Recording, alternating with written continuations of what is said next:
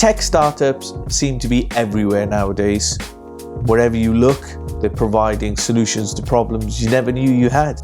They seem to be populated and filled with the ridiculously good-looking, super intelligent, uber cool people. And as a company, seem to be the next big Google. Have you ever worked for a tech startup?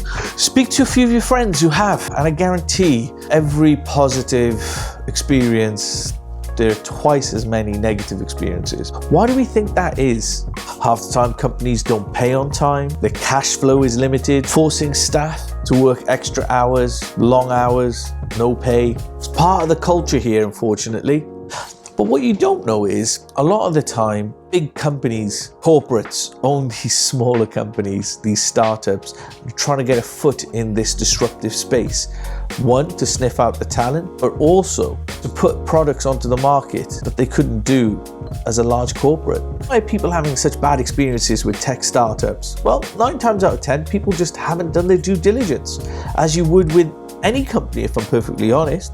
People are so eager to go work at these cool offices, they don't look into the background of these companies, and they just don't really do what they would normally do with a big company. So today, I'm going to go over a few of those things that I think is maybe a bit of a checklist, but hopefully will help you guys who are thinking of joining a startup. Number 1, check out the companies on Glassdoor.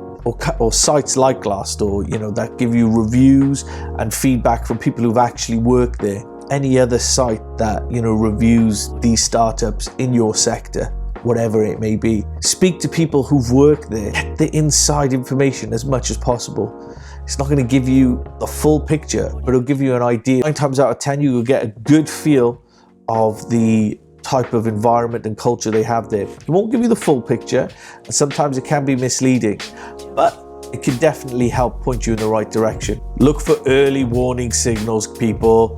Long interview process means that they don't know what they're looking for. They're trying to speak to as many people as possible to work out what the actual job is that they are trying to fill. They ask you to solve one of their real world problems that they're actually working on at the moment. This is a red flag. They have problems for all of your solutions. Check out how many past employees have done your job on LinkedIn. Now, not everybody's going to be on LinkedIn, appreciate that, but within the tech startup space, within the UK, most people are. If there's a lot of people who've done your job in the past 18 months and they're no longer there, you know what that means. Don't judge a business on their offices. The amount of times that people have gone into and interviewed with a startup, they have the best offices. Everybody was super friendly. Everybody seemed really busy though. The reality is those spaces are hired. Those companies have these bean bags and pool cues and table tennis and everything going on. They're not used on the regular, maybe for some promo shots or the Xmas party. Don't go in there expecting, just because they've got a cool office, for the work and the environment and everything to match up to that. Again, it's the old saying, don't judge a book by its cover. You've accepted a job at a startup, so be prepared to get involved with other areas of the business. When it comes to small startups or small companies in general, everybody gets involved with everything. You might be dealing with a technical issue one day and somebody wants you to help out, maybe some POs or chasing up a client the next. Everybody pitches in.